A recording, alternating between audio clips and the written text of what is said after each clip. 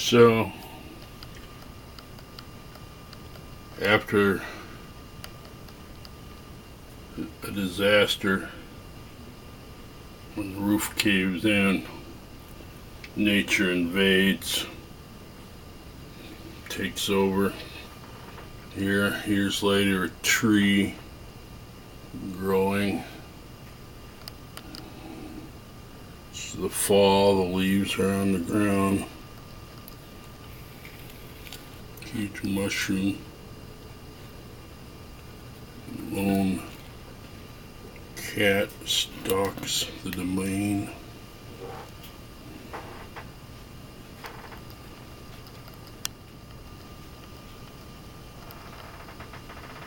I like these types of scenes in the real world where nature takes over man-made structures.